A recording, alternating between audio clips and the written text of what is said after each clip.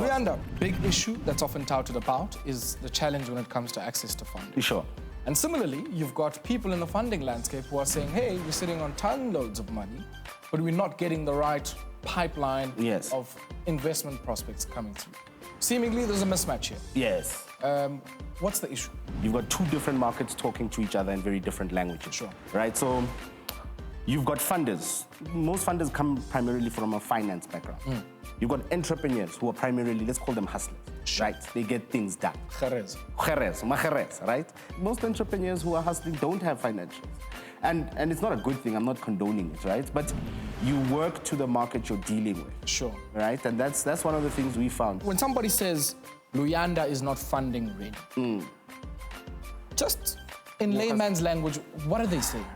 They are saying you don't tick the boxes that are required. You're not following the Compliance, The of course. compliance, thank you. I have a slight problem with that, right? Most people are first generation entrepreneurs, Sure. right?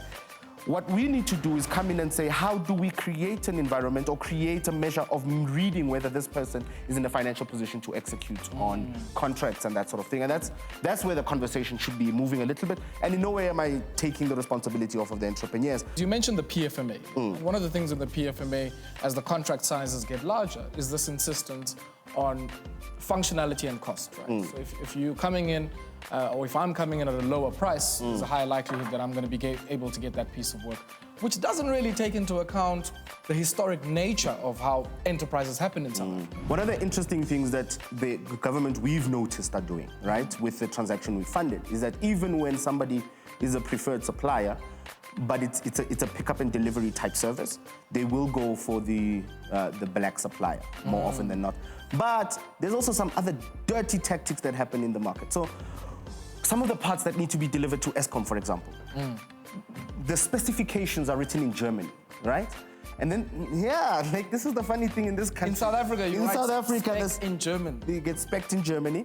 And then when they get spec'd in Germany, that particular part has a single distributor in the country, right? A single distributor. Then that single distributor is the only person who can practically supply that part into South Africa. But just lastly, what can be done to address this market failure in financing? We first have to deal with the entrepreneurs first. Stop feeling entitled to funding. You need to create the value that somebody can see the value. Do the work that needs to be done. I think one of the biggest problems with South Africa is that we have one of the most developed financial markets in the continent. That is serving a slither of the economy, and it makes us extremely arrogant as the financial sector. Every day is a good day to do business on Business Unusual. Weekdays at 1 p.m. on Newsroom Africa, channel 405.